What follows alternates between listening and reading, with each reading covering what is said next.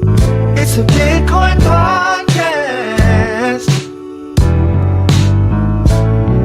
The only one that's making your money is you. Listen to the Bitcoin podcast.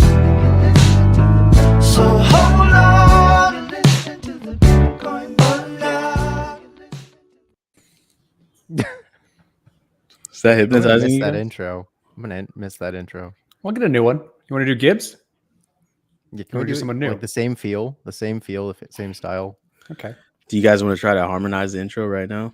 No. I don't think that Yeah. would end well. The only one that's making You broke out when I It started. might Never be mind. okay. It might actually end up okay. I hope that was hypnotizing to you, Over audience and member. over. You tried it. I You hope. ruined it. Never happening again. No. That was good, Corey. That was good. I think yeah. I think I Yeah. might ruin it. We'll see. No. So, welcome Bert to the Bridge. Bitcoin podcast. Podcast. Fudge nuggets and snippets of bamboozle. My name's D. I'm not allowed to curse anymore. I'm on my Ooh, 1 is he week gonna make it challenge. through one?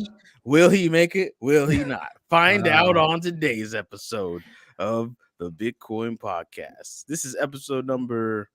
It's up there. I'm the host that talks first, D. I'm another host, Dr. Corey Petty. And I'm the third host, Jessie Broke. All right. The question of the day that I've been asking people and maybe seeming a little bit insane is, when you're listening to your inner voice, do you hear yourself? Do you hear one other person? Or do you hear a different person depending upon the scenario you're thinking about? I don't think I've ever thought of this. I don't think I hear a voice. All right. So I'm the one that kind of is sociopathic. But Jessie, I want to hear your answer. Wait, run the question back 1 second. I was just thinking about how Corey's lighting looks impeccable, and I forgot to adjust my lamps that I'm kind of using here. You do look a But lot more. run it petty. back. It's a this week. cloudy day. It's really good diffuse light. Hmm. Run it. The Can question you is repeat this. the question. When you are in thought, right? Which everyone is in thought Absolutely, yeah, all the time, deep in thought, yeah. right? Mhm.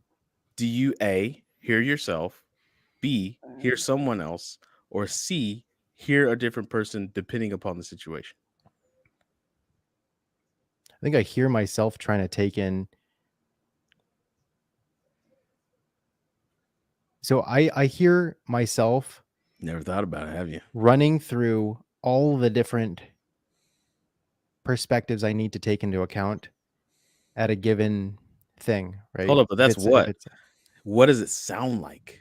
Like, who What does is it it? sound like? Is it you? Oh, I don't manifest a voice. I'll put it that way. Okay, It's kind of see, like There's no voice manifestation. mhm, That's yeah, why I learned I think I'm a little bit different, because I manifest accents too, depending upon what I'm working that's on. pretty fucking cool though. Oh wait, I It's cursed. weird though. Hey, Dee's you just- inner monologue has to be one of the most interesting things that a human can experience. Yeah, so for like example, if I'm heavy in some data, it's a British person, Mhm, right? that's pretty cool. Are you lying? Are you making No, this up? I'm not. I realized it today because I was talking with two of my teammates, and then I actually realized it a few days ago because I was like just talking out loud, like talking, you're thinking something out, so you're thinking, you're talking, right? Like I was working through something, and it wasn't data, it was like a design kind of thing. And for some reason, with the design kind of stuff, I was taking on like an African accent, but then with like data kind of stuff, I was taking on like a somewhere between Ireland and like Northern England accent. And I was like, what is happening? And the only reason you notice this is if I don't know why you notice. I feel like I need to talk to somebody. I feel like I'm gonna maybe keep track of this. This is not something I've ever even thought about before, and I don't think I have a. There's no. like I was just like, oh, I'm gonna grab the column header, throw it over here, and I was just like listening to myself, and I was like, why am I talking to myself in an accent? And then it got deep. I was like, am I myself when I'm talking to myself? Who am I manifesting an individual to walk me through my thought processes? You know when when you sever like the corpus callosum in the brain, Absolutely. you can actually end up with two different. You can end up with two different, almost like people, right? In one The person. other day, I was just drinking some tea and thinking about the corpus callosum, and We are All right, Even close to you got to talk about some crypto here. Obviously, the story of the hour. As of this morning, we were waking up here, day of our Lord, March 9th. Happy birthday, sister. Shout out to you. You don't listen to my show, but my show listens to you. Apparently, Biden's supposed to make a statement. Did he make a statement? Something leaked, right? Secretary of the State. Her name, she's not Secretary of the State. She's Secretary of something. Janet Yellen. Which, Fed chairman. quite honestly, and kind of Wait. ironically, does not yell that much. Are you checking on that? She released a statement, and basically it was her response to what Biden was supposed to say or did say. I don't know, Secretary of Treasury. because he was supposed to. What was he going to release? An executive order on crypto, and everybody was like, "Whoa, is this the moment? Is this the moment where a big government tries to ban crypto, and we either stick to our guns or run to the ATM or BTM, Bitcoin teller machine?" Right? I suppose it's pretty positive for crypto, right? The U.S. is going to take the stance that it usually takes on new technology, which is we're just going to let it happen. We're not going to stifle innovation. Yeah, we're not going to stifle innovation, which means if you're making too much money, we're either going to come get some of it or throw you in jail. That's what that means in America, by the way. I hope everyone digests that. If you make something in crypto, you start making a ton of money, Uncle Sam's going to come knocking, and he's going to give you that good old mafia. Hey, this is for your protection. This is for your protection. So you might want to decentralize your stuff. But Cory, how do you feel? How do you feel about the statements, the supposed executive order? Because I haven't looked into it. I mean, it's better than not good. We're just like, we're gonna go ahead and just crack this down. It's nothing but pedophiles and money launderers. Yeah. Like if the wording was alluding to bad actors and the need to stop them, then you'd be worried about regulatory things that come into play that stifle that, as opposed to calling it a innovative technology that's nascent and worrying about hindering it, and the United States becoming a world hindering the United States being able to be a world leader in that technology. Those are two very different outcomes. Those are two very different narratives that we've seen play out within government. So if you look at this general sentiment towards privacy technology, that tends to have a narrative of child pornography and illicit actors, right? Mm-hmm. And the regulation that comes out of that is usually to stifle things like cryptography. Mm-hmm. So I'm happy I'm not seeing that. Yeah. So much for that good lighting, huh? What happened to it? Just turned off? The sun came out. So why don't you just put the sun on your face? Because I don't sit in a place where the sun hits on my face. Bro, you gotta use science, bro. You gotta use mirrors. Got to get blackout curtains. Control the light. Things are control the light. Make it yours. We'll get there. It's a new house. I got a lot of stuff to do. Yeah, you do, bro. You gotta make it a home. But yeah, that's generally good. But I'm optimistically cautious because you still know strong guidance on what's optimistic cautiousness. Is that taking some Tums right before you eat a good burrito? It's I'm looking for okay, good. I'm leaning on the side of good, but I'm not gonna go full tilt and do a bunch of maybe risky things, because the concept of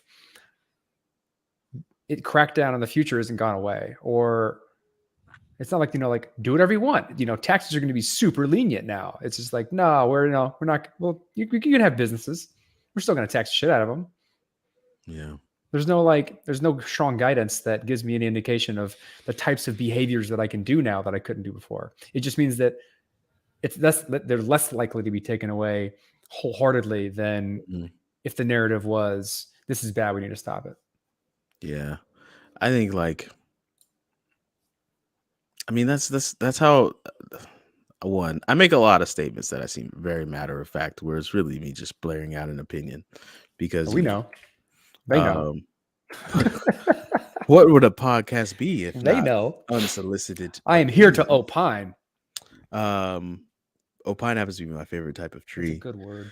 I think that's what the U.S. does best, right? We just kind of let these companies wall out until there's a clear leader in the pack, and then the U.S. government leans on those companies, the leaders of the pack, to regulate whatever industry it is. I've seen it time and time again. I can rattle a few off: television, railroad, automobile, airplanes, internet. Like, it's going to be no different. Every time there's a new industry and there's a herd winner, the government starts leaning on them. Can anyone name who's being leaned on right now? I'll give you a hint. Coinbase. Coinbase. You damn Skippy. Like, they shut down 25,000 Russian accounts. Just turned them off. But they added S&T, baby. Yeah. Oh. Yeah. I feel like you guys need if you guys need a voice actor over at Status, I'd be happy to. Status on Coinbase. I got it, bro. I got y'all. You out. I got y'all. I can do anything you need. Do you like privacy? We do too. That's right. Yeah, Coinbase, right? They're the leaders of the herd right now. And I guarantee you there's a government agency person, probably like within 5 square miles of Coinbase, just ready to go up in there. Talk about some, hey, what's going on, Lex Luthor? We need to talk about some stuff. Right? We need to talk about some stuff. So, I mean, that's how it is in the US anyways. I can't speak for other countries, but I can speak for the US, and that tends to be how we do things. I don't know. Am I off base? I feel like I'm about 80-20 in this opinion. So I had a conversation about how to look at crypto, right? In terms of like when you're throwing your money into crypto, right? When you're buying the economic skin in the game, right? How should you treat different sectors broadly, right? So I kind of created this mental model of there are 3 buckets, right? The first play is the super fringe crypto is going to become its own thing, right? And it's going to become its own like little society fragmented, right, thing based on, conversations I've had with people. Second bucket is like you have things like Ethereum, which, they were created so that you could have that, like the original ethos of, quote unquote, everybody's saying that they hate this word, decentralization. And then the third bucket are the plays that are more like, Ripple, I guess, where they're not even real blockchains. They're just the illusion of one, right? So it's pretty much centralized. Maybe closer to like distributed ledger technology controlled by a group of people. Absolutely. So in my mind, I think you have to kind of create sort of constructs to have like more guided conversations about things. And I think that's a good starting point for people who are interested in figuring out, what sort of options they have, I guess. It's not going to get any better. It's not going to get any easier. It's not. I mean, it's too much nuance. The interview that we have today, we'll probably play a clip about it later, but I mean, was with Cory Doctorow talking about a lot of very poignant things with the ecosystem and worries about stuff. But like, and a part of that conversation came up where he's just like, I mean, more often than not, because it's such a broad community, every time he has a criticism, the response is usually, well, it's like, well, that's this. What about this? Mm-hmm. Right. And it makes it difficult to have any hard criticism on anything because the corollary or rebuttal to that is still within crypto. Or, I mean, you know what I mean? Like I don't know how people navigate that. And that was another part of the conversation is like, it's so complex. It's ripe with fraudsters because it's inaccessible by the everyday person. Mm-hmm.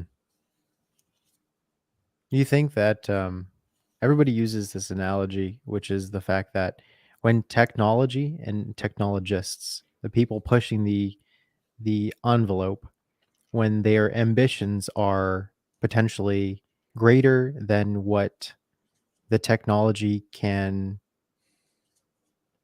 be constructed to do. Do you think that, like, I think everybody, we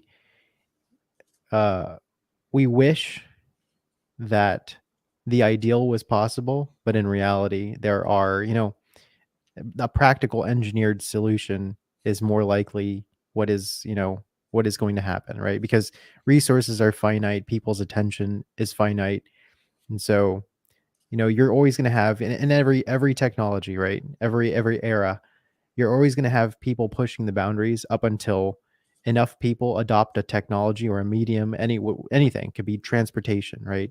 How long did we have gasoline, combustion engine cars for, right? There's a point where it gets to a certain level of adoption where people go, this is good enough for us.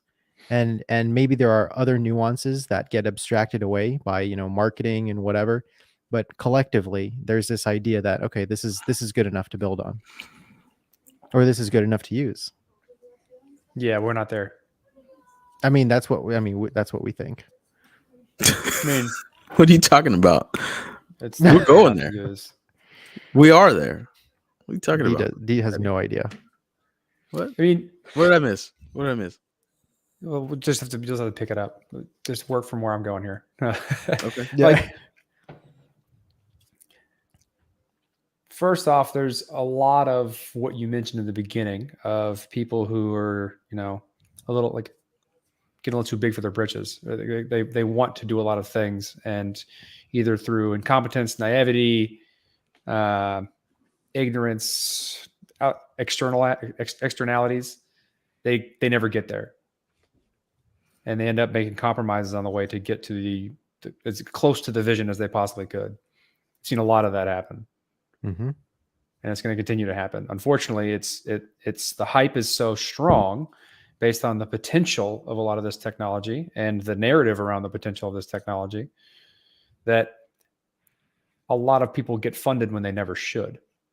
Mm-hmm. Yep. And then they have to be good stewards of that money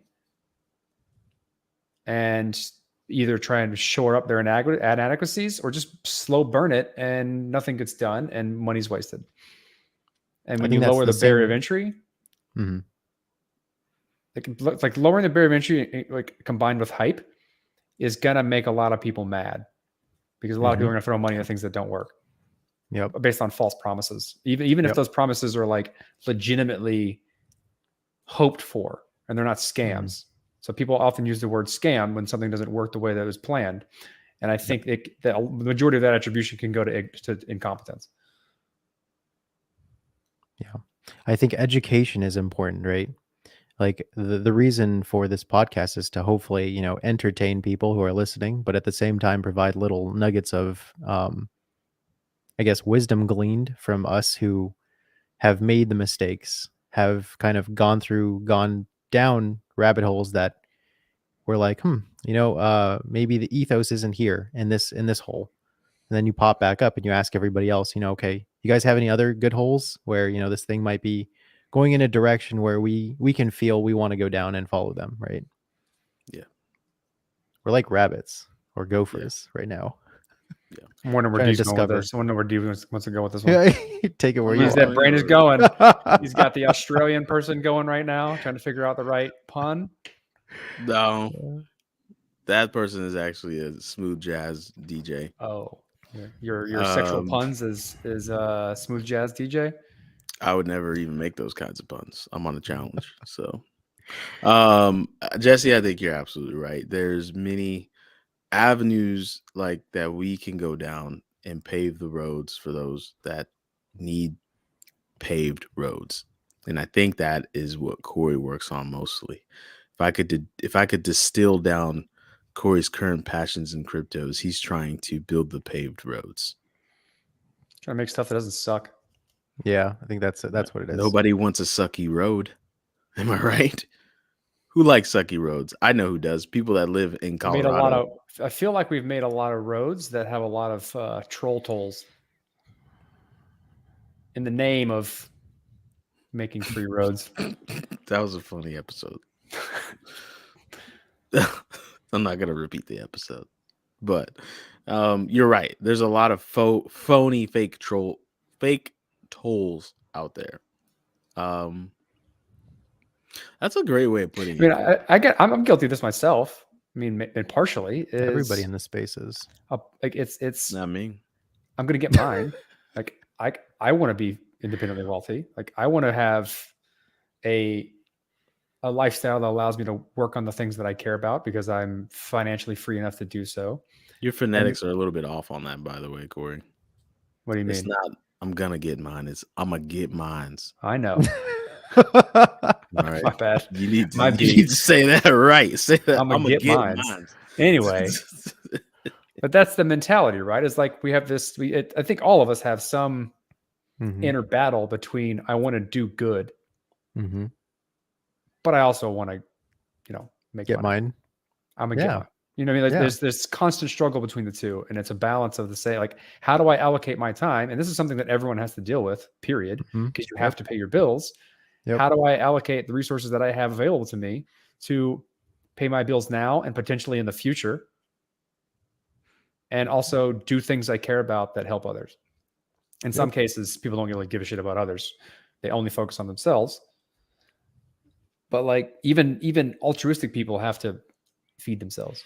Well, it's like during the safety procedures, when you're on a plane, they tell you, put your oxygen mask on yourself first before you help others around you. Yeah, but right? Like it's sure we can say that's part of it, but it's because of this hype, I think it's exacerbated the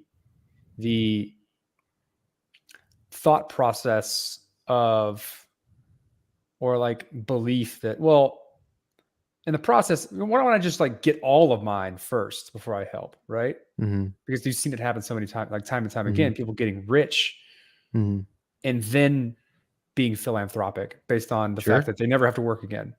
Sure. And only in this real, like as far as I'm concerned, maybe it may be finance, but it's not nearly as altruistic. That a larger portion of the people who are involved are thinking that first. They're like, well, I'm just going to like do this thing, get ultra rich, and then I'll care. I'll spend the rest of my life caring because I'll have all this money and all this free time to care. And the reality is it's not a realistic thing. Like, exactly. You have to kind of do it as you go, because if you think that you're going to be able to be altruistic when you get to a certain amount of money, the reality is you may never get there. Right. So no, but I will. Yeah, no, but you will. I'm joking. So that's what I mean, right? It's like that's what everyone's going to say to you whenever you say that. It's like, well, but I'll do it. Other people won't. But that's the thing. It's just why not, help people along the way. I think it's just a behavior you just have to kind of it's like working out. Sometimes you just have to. What is it? 10%. 10%. Tithe is 10%. It depends.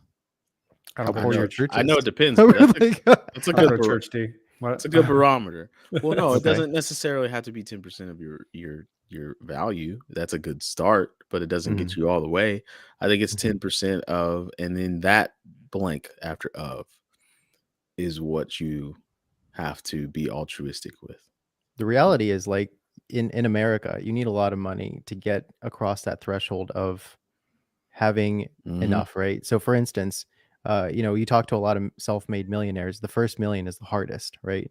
And then, beyond that, it's like scaling different types of effort. But again, back to my point, you can do small things for people that may not even be monetary, and kind of maybe it's just your time, right? Because time is ultimately, like, there are so many different charities and organizations to give to for all these different events that are happening globally. But time, right? Like if you're trying to give to organizations that are trying to help out Ukraine right now, we can't fly over. Like the three of us, like none of us as individuals are going to take time to fly over there and see what we can do to help out. No, we're just going to give them some money. Right. So we're just going to give you money, right? Same thing with UNICEF, is a Red Cross. Like the people who really carve out time to help, that's a huge economic giving, because it's like the logistics of that are way more harder, like way more difficult than just, here's, $100 or here's $10, whatever you can kind of spare. So it's just, I mean, it's interesting to see the people who are willing to carve out more than just money. So how does this reel back into crypto, right? So crypto, I mean, we do it. We give time. Mhm. yes, that's very true. And we give him money. We have donation addresses that just sit there. We We don't should give pull. money. We should pull the rug on those We don't- donation addresses. We don't give No, I'm money kidding. because money's. the Didn't we donations give money to friggin' I didn't curse. Hey, Yeah. Close. I'm proud of myself right there. Yeah, we did. I got We take really that back. close. We got a lot of donations, and we gave For, quite a bit to the fire. Not the fires, the flood, right? Didn't that old town that you lived in? Yeah, we did that. So we gave money for the Ellicott City flooding. There That we was go. close to D $5,000. and also gave D and I gave some money too. We to also some gave people money who- to. We also gave money to help some families in the California fires. There we And I go. gave like Yeah. $5,000 to the top winners of the Securium first epoch from hashing it out. Can you But guys those see were my donated to me. angel What? wings? But like we also Can give a you lot of time. Time. Yes, that's true. Podcast. And we also spent give money a tremendous amount of time in this community. to that soccer team in Dallas. We give money to them to buy Yeah. jerseys. Sponsorship jerseys. I forgot about Yeah. that. So look at us. Whatever. We don't doing need good. to. We need to pat Yeah. ourselves on the back. Here's the thing. But like, what we're trying to say to you, audience go do members, is that something. we're better than you. We're better so- than- just you need to know that. You just need to know. No, that. I'm kidding. I'm kidding. But I don't know how all this reeled into that. But well, I guess what it boils down to is that Also, crypto is purely like, well, it's not purely, but it's primarily economic incentives driven, right? People are in crypto, it's because they want theirs, right? And this is a way, it's just like .com bubble Yeah. era. I think like- that. Go ahead. So I'm sorry. Go ahead. No, go ahead. There's not a great many things in life that are not economically. That's why economics is so powerful. It's a dismal science. It's because so much, everything can be traced back to some sort of economic lever. I feel like, right? This thing that's going on between Russia and Ukraine, economic. Family quarrels, they're usually economic. Right now, as we speak, there's a family pissed at each other that one of their loved ones has passed away and left them a mountain of wealth, and they're all getting angry with each other because they all have different economic incentives to get their hands on it. Some of them, their hands are greasy, some of their hands are dry. But I feel like economic incentives drive a lot of things. And when you're talking about large groups of people, more often than not, the economic incentives are going to drive them the fastest, right? Like all of a sudden, some of my associates sent me, one of my associates is giving like chicken strategy classes in his lunch break. He goes to the shop, he gets all the editors around the lunch table, and he's like, okay, so you got to, and it's so funny because it's a very, I hope he doesn't listen to my show, he's going to clown me, but he's got a very Kentucky accent. And he's like, all right, so it's try economics. All right. What you're looking at is try economics. You got egg, you got feed, you got chicken. And I'm like, oh my God, this is happening right now. And he's like standing at the lunch table giving a master class on chicken strategy and when you have the right amount of daily feed production and when to swap your egg. And I'm just like, this is wild. But the only reason he cares so much is because the economic incentive, like it's directly changed his life. Right. So that's so silly to be that something like chicken has directly changed his life. But I mean, economic incentives are what drive people, and the larger the group of people, the more those economic incentives are going to have an effect. I mean, that's what we talked about. So part of that is something that Cory Doctorow has mentioned in this show. I don't know what clip. How was that? Alicia, I'm was jelly. Great. I mean, it wasn't as long as I'd hoped it'd be because. Did you call him out on his crap? I mean, we weren't able to It's dive not- into that because he talked about a bunch of other stuff. It's Cory. He goes on tangents, and they're good tangents, and we talk about them. He's always trying to sell books, man. You should have pinned him down to his opinion. You should have said, "Hey, we discussed good things." But what I'm saying is that he mentions that a good portion of this ecosystem, if not all of it, is based on speculative investment, and he doesn't think that that stands. It ignores a good portion of human relationship, and he thinks anything built solely on speculative investment will be the downfall of it. Oh, he was arguing the fact that. Yeah, raise your also hand. Go your rep- watch. You have to listen to the episode. You didn't show up, bro. Jesse, you go, because I got a lot to say. I got a lot to say right here. Maybe you go. should have showed up. Kind of curious what you're so replicating the synthetic CDOs, right? Back in the 2006 2007 run up, right before the whole market tanked.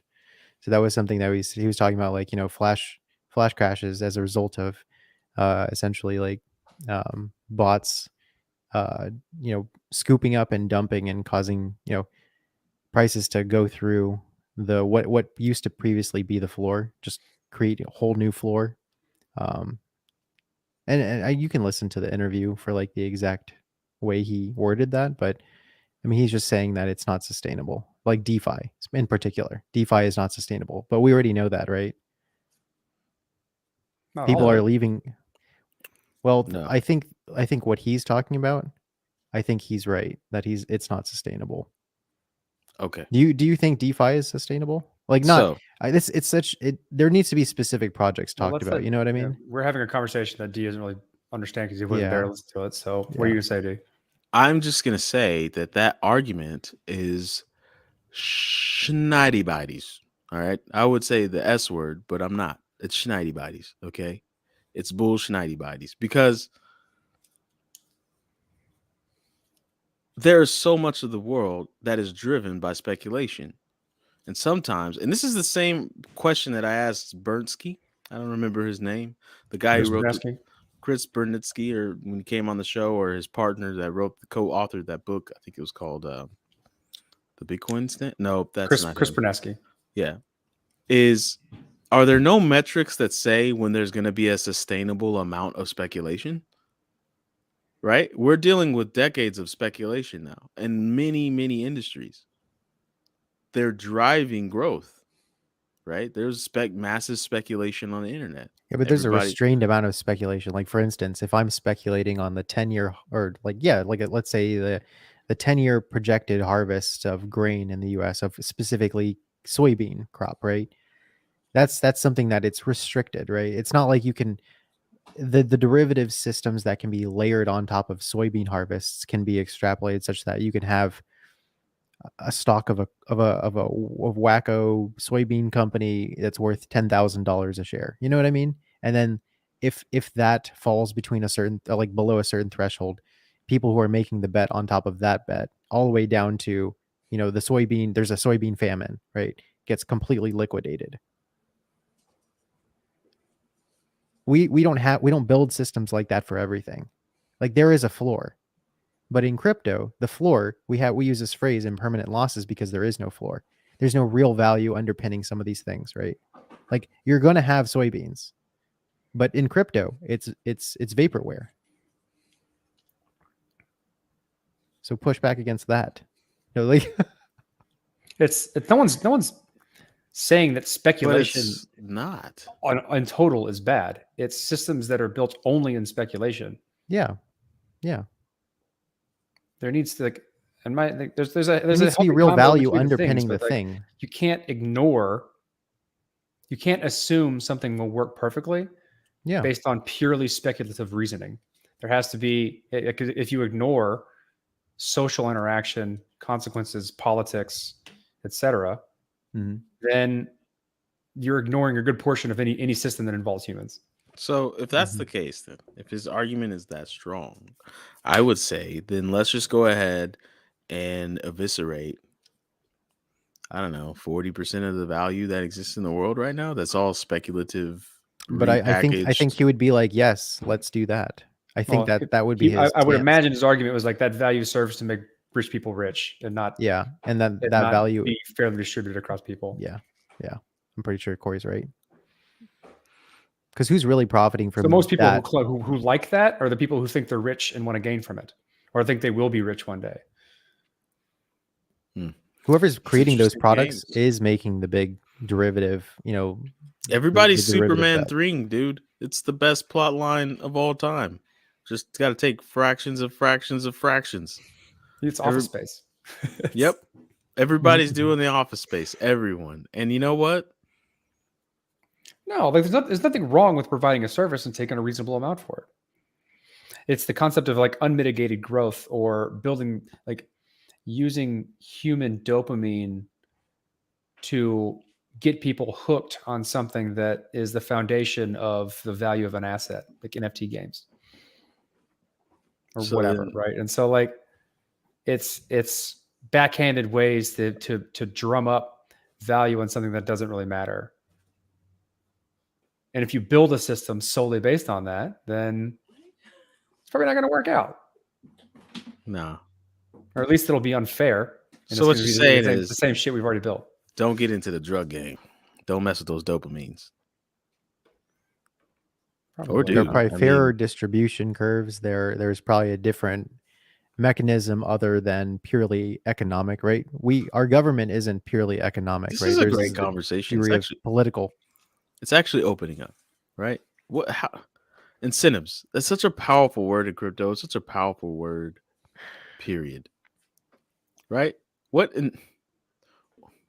The only thing I think Jessie, I think you hit the nail on the head, is that the ultimate one of the best denominators of incentives is got to be a denominator that has a human element, right? It has to be, right? Like Slack. I really have no purpose to have that on my phone other than the human engagement, right? Other than messing with our community. I have no reason to have Slack on my phone, Slack in my life, right? Now other people do because their company uses Slack and they quote unquote, we've deleted email. We are far removed from email. We do not do such foolish 20th century things like electronic mail. Get out of here.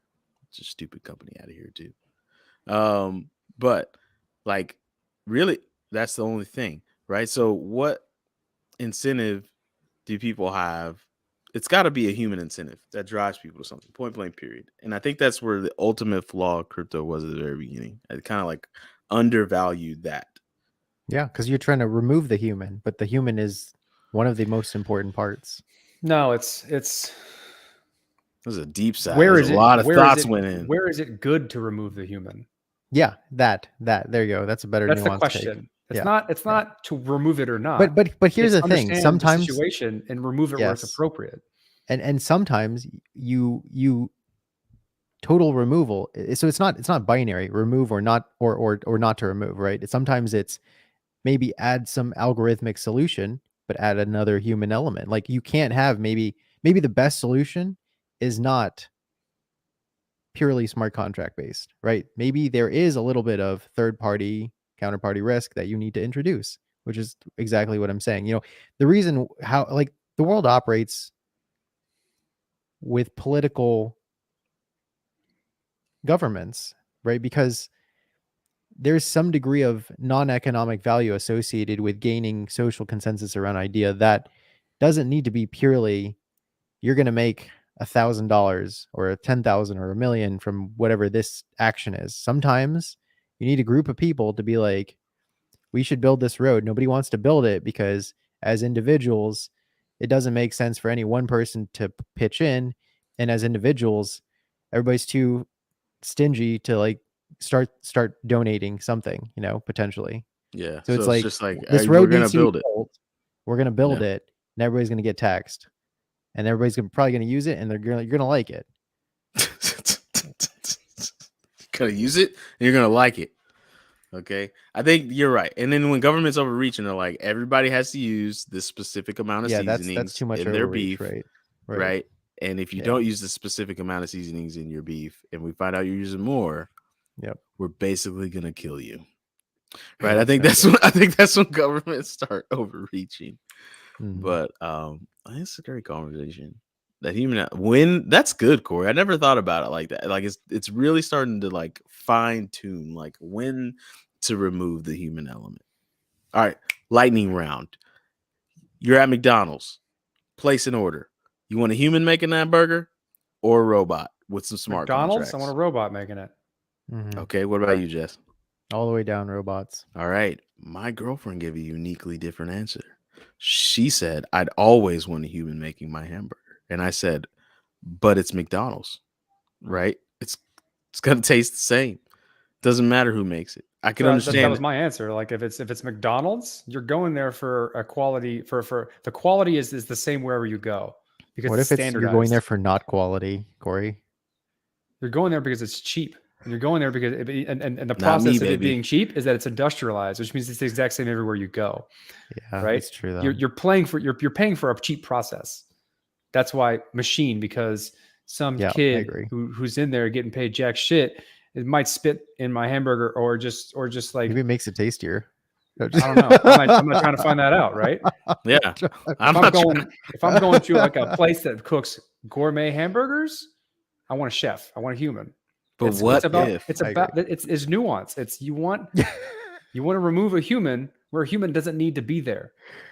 So eventually it becomes there is a artistry to the thing. There's a small element of artistry to things, and that's up to the person consuming it of what type they want, right? For me, if they could make a robot that could make a $12 burger as well as the chef that makes the $12 burger, I don't want to see him make it. I don't care. I'm not gonna steal his recipe. I want a tasty burger. Right? I don't What are you care. gonna you gonna thank the programmer that came up with a specific recipe that is unique and gave you an experience that you enjoyed that you haven't gotten beforehand? I'm gonna thank no one. But when I go to a Yeah, barbecue, all the shit is like Yeah, my you're homies- throwing out a tremendous amount of like human social relationships of know. like a discovery and omakase. creativity and experience and Like when a expression. sushi master makes your sushi and tells you stories. Now, a burger may not be the right thing here, but like All right. people enjoy that. They deserve to, and you can't enjoy that through. I mean, yeah, you can programmatically make sonnets that are as good as Mozart's. Sure, Yep. You can. that doesn't Not- take away the ability for a human to make it and appreciate it. But when we're talking about a McDonald's hamburger, no one gives a shit how well someone makes a McDonald's hamburger. Sure. I can't wait.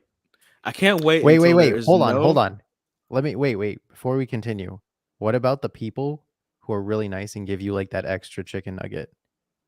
They don't accidentally do that. They Oh, just oof, scooped it too that is fast. the game changer. No. There are people out there who are like, you have a good day, and they look you in the eye, and they know You've been to a that they lot of gave you, and McDonald's you know that restaurants. look.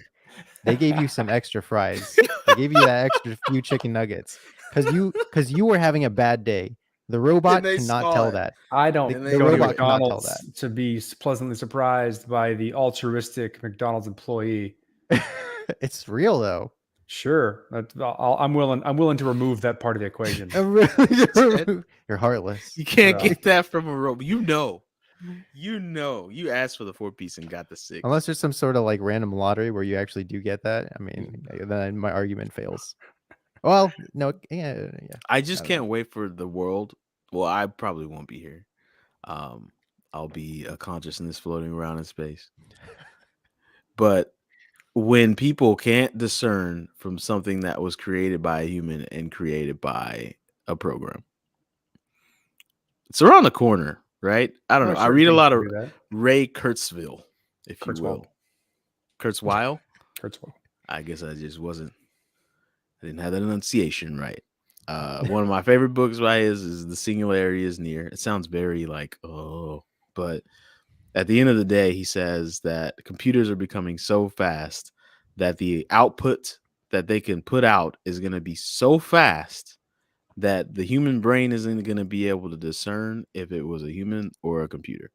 I mean, that's the VR argument, right? We're living in a virtual reality simulation. Yeah. It's literally Anyways. what the argument is. We've gone far off from crypto. Sometimes we do veer, but Sometimes.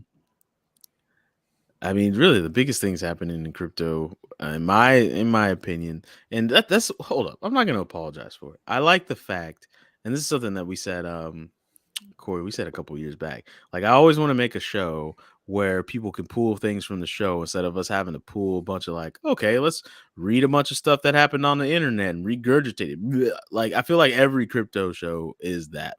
A lot of crypto shows are that. Like, here's what the internet says about Avalanche. Blech. Here's what the internet says about Chainlink. Blech. And then they regurgitate it. I mean, I just feel like that's a lot of crypto podcasts. And I don't really want to be that. You get the people who read the white papers and suffer. We should probably stick a little closer to like topics. Oh, yeah, we're gonna hone it down. Going into hashing it out, we're gonna hone it down. So we're going for strong 45. We also had an interview for you intertwined. So we're gonna do some self-plugging up in here. All right, I'm gonna do a little self-plug. So Daddow, right? Daddow.org. That's the thing. It's a project that really, you know, hats off to Jessie. This was a brainchild of Jessie. Jessie is the Vitalik. I couldn't have done it without D. Hey, I'm just a good-looking black cheerleader, man. Right? All I do is hop in a Discord with Jessie, help him clear his thoughts, help him get things off of his chest, give him cucumber melon back rubs with the mint. He loves it.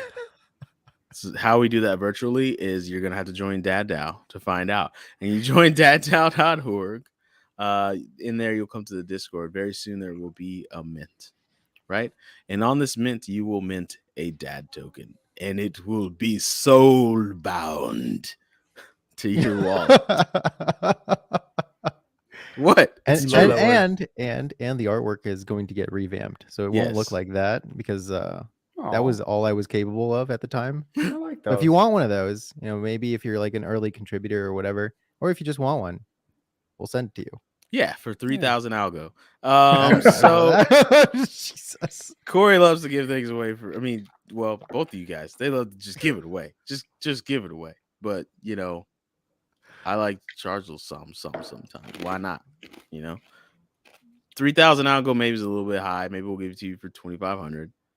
But, you know, those are the classic Daddow images, and we're gonna have some revampage going along. Throwbacks later on down the line. Here's the thing. We want to give the shout out to Tim in the Slack because his artistry is bleeding into our project and his creativity. And let me tell you something, crypto community. Let me tell you something, crypto. If you need an artist to amp up your project, which is a lot of you're gonna want Tim to do that art. Oh yeah, I'm not here to talk about no 16-bit art, baby. I'm here to talk about at least 32. Oh yeah. Sorry. Did that get you guys amped? To 24-bit, but okay. Did that get you guys amped? Yeah. I was watching the South Park episode where Macho Man Randy Savage transitioned. Boy, South Park. It was like 5 seasons ago, like season 23. But wow, man, South Park does not pull any punches. Just go watch it. It's called Bored Girls. It's a very good episode where they talk about that. The other things that we do, so there's daddow.org. Join up. We got lots of dads on deck. Dads on deck, baby. Dads on deck. Cory, it's not going away until it gets cumbersome and annoying. We got new dads on deck every week. Daddow's growing. And no, Taylor Moynihan, I'm not allowed to curse even if I'm quoting somebody. No. Okay. No, Taylor, this is not going to be a bunch of people sitting around a campfire agreeing on everything. Soaking. That tweet had me laughing out loud. Eating each other's opinions. All right. This is going to be a real Dow. She's probably my favorite person in crypto. She is dope, man. She's dope.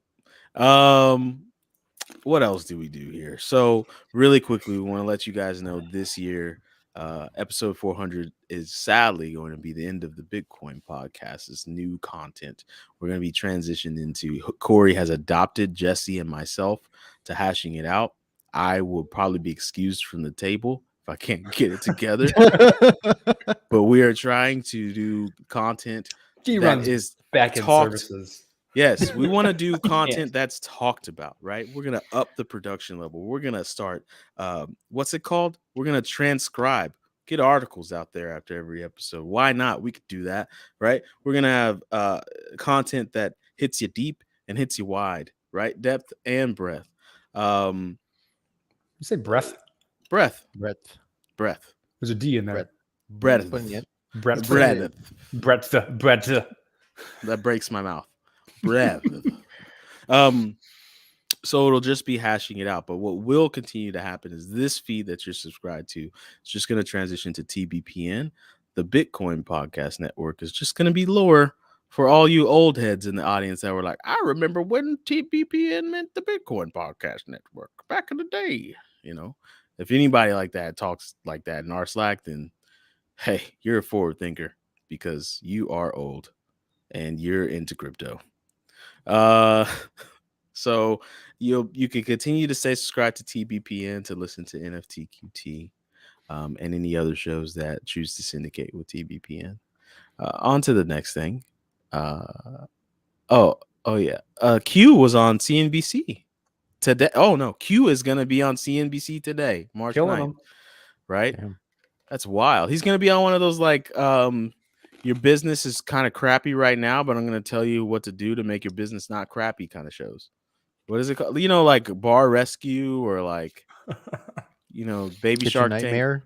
Yeah, like I love those shows. Gordon They're Ramsay. like, you know, like, Love they're that like, show. I love that the honesty of those shows. Like, your kitchen sucks, and you do too. As the transitive property, you suck. Your kitchen sucks. Your staff sucks. Nobody wants to eat here. Not even you. Look at this. This chicken sucks. Like, I love those shows. They're just so honest. Why is that up there? We're not. You said chicken.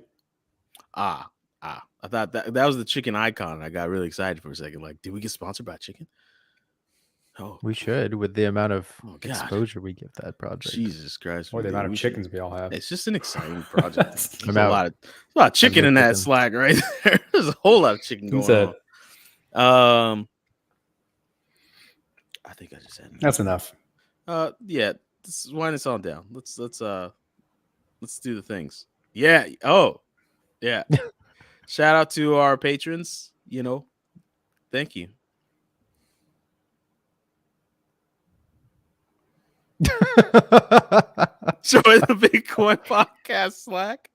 If you go to thebitcoinpodcast.com and you click on the button that says Slack, you can, believe it or not, join our Slack. Hey, what's up, Joe? You can join our Slack.